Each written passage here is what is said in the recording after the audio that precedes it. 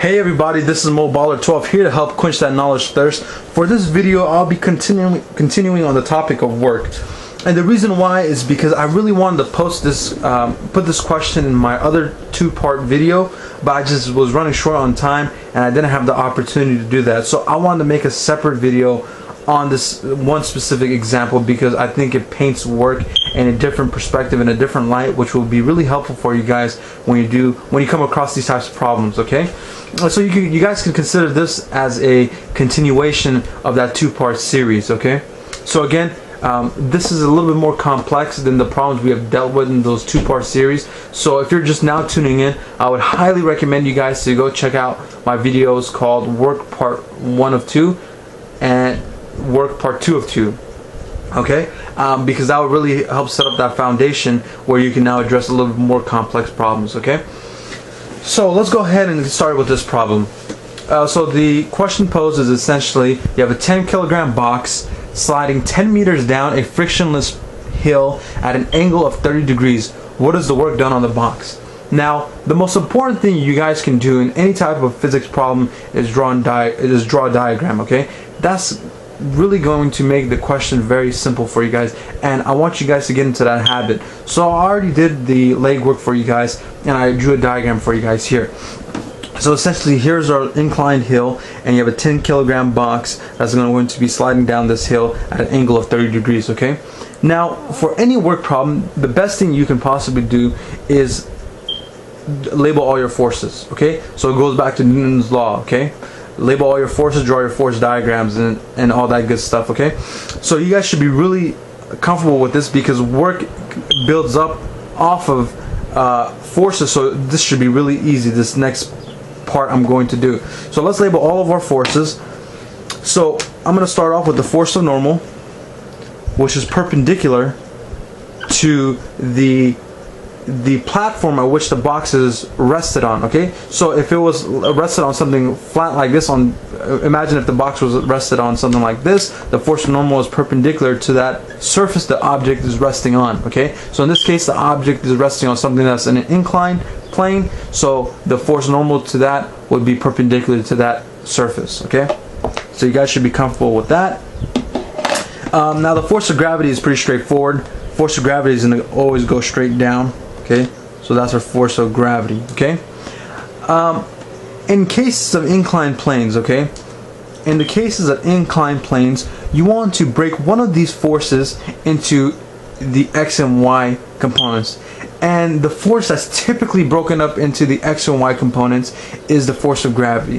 Why? Is because we designate our X and Y coordinate system in a very different and unique way, and you guys should all be comfortable with this. The way we will designate our X and Y coordinate system is as such. The X direction, the positive X direction, is going to follow the movement of the object along the plane, and the Y direction is going to follow the movement of the force of normal. Okay, essentially. So here's our Y. So essentially it looks as such. Okay, that's how we will designate our X and Y coordinate system.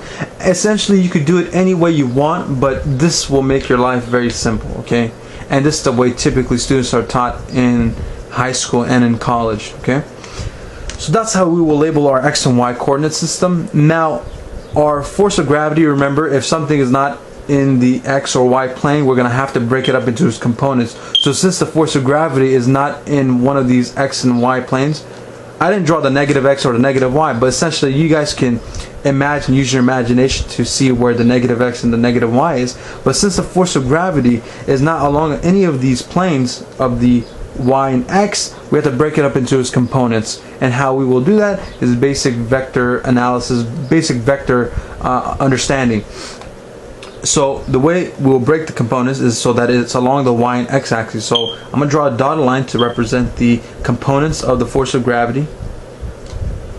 Okay, so here this line, dotted line, will be the force of gravity in the Y direction, and this little line right here will be the force of gravity in the X direction. Okay, right, because now this is in the X and it follows this pathway here. Here's the force of gravity in Y direction and it's along the Y. So there you go. Okay, so we just broke this into its components, the force of gravity. Now we have drawn all of our forces, and now we're in a pretty good position to now start doing some calculations. But before we do, I want to take a second and try to analyze a problem, not from a mathematical point of view where we calculate things, but rather from an intuitive point of view, understanding the concept behind work. Now, as I explained to you guys in my other videos, the work part 1 part 2 video series, the formula for work is equal to the force parallel to the displacement, right? We all know that. You guys should be comfortable to that, okay? Now, if the force was perpendicular to the displacement, okay, the way we designate the force, that a force that's perpendicular to the displacement would be as such. That's the little sign that represents perpendicular. Now, if the force is perpendicular, the work will always equal 0, okay? If the force is perpendicular to the displacement, work will always equal 0. Now, if it's parallel to the displacement, if the force is parallel, there's going to be a value associated with work, okay? So what I would do now, before cranking out any type of value, is look at the different forces, because again, we want to know what the work is done on the box, and the work done is as a result of a force. So what I'll do is I'll look at each and every one of these forces that we drawn out here, and determine whether or not they are performing work on the box. Now let's look at the force of normal. The force of normal is going in this direction here, in the y direction, right? And the movement of the box is going down this inclined plane.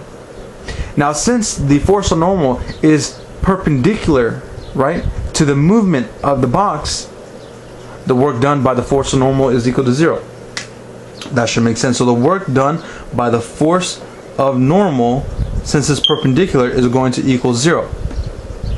So we just determined one of the works by one of the forces, which makes our life really simple and easy, because we don't have to go through the whole calculation and figure out what force of normal is. We don't need to go find that value, okay? Because we know, since it's perpendicular to the movement of the box, is going to be 0. Now let's look at the force of gravity in the y direction. Since the force of gravity in the y direction is also perpendicular to the movement of the box, so just use your imagination. The box is moving this way, it's perpendicular to it. The work done by the force of gravity in the y direction is also equal to 0, since it's also perpendicular. Okay? So this should all make sense. So that leaves us with the force of gravity in the x direction. And since the force of gravity in the x direction is parallel to the movement, there's going to be a value associated with the work. Okay? So let's go ahead and calculate that out. I'm going to erase this stuff here for a second. I'm going to write it in this corner over here. So the work done by the force of normal is equal to 0, and the work done by the force of gravity in the y direction is equal to 0. Okay? So let's look at the force of gravity in the x direction.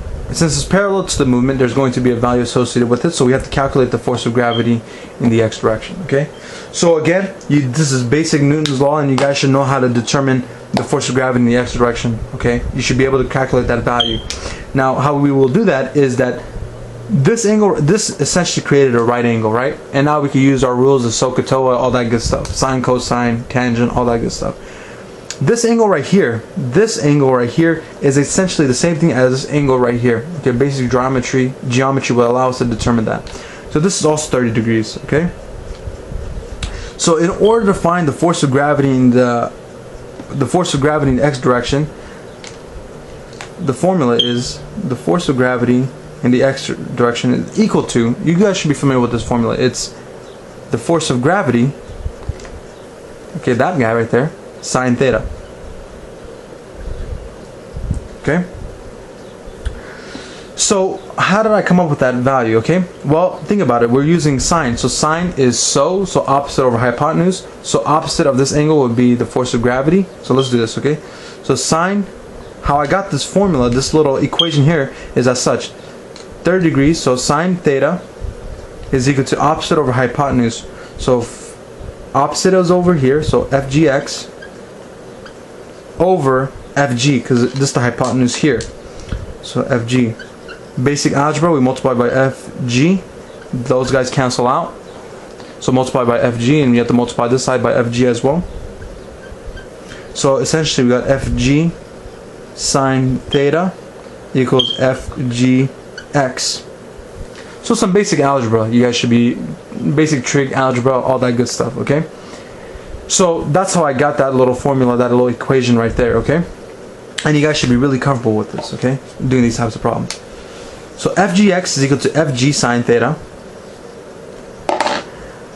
We could further break this down. In order to find the force of gravity, is f g x equals mg sine theta. Okay? So f g x equals the mass, which is 10 kilograms. I'm not going to write the units for now, but just bear with me. I'm going to approximate g as 10, and it's going to be multiplied times sine of 30. Okay? I couldn't squeeze 30 there, so I'll put it right there for you guys. So let's calculate this out. So sine 30 I think is 1/2. Let me just make sure. Let me put this in my calculator. So sine 30 is 1/2, yeah, times 100. So I got FGX 50 newtons. Okay? So we just calculated FGX. Now, since we figured out the force done by the gravity in the x direction, now all we have to do is plug it into our work formula and solve our problem, okay? So I'm going to erase this little work right here.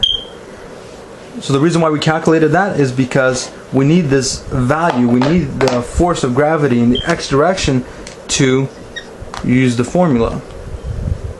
We could use, we could even use this one right here. We could use force parallel to D, or we could use F cosine theta times D. Okay? Actually, I want to use this formula so you guys could see another point I want to illustrate, okay? So the work equals the force, which is going to be 50 newtons, which we calculated, cosine times distance, which, or the displacement, which is 10 meters, okay?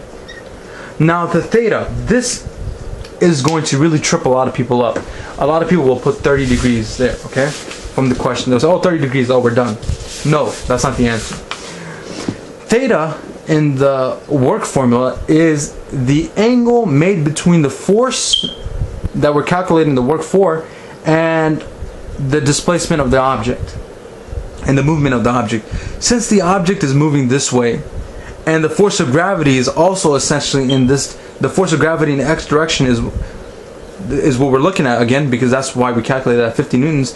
But since the object is moving this way and the force of gravity is also along the same axis, right?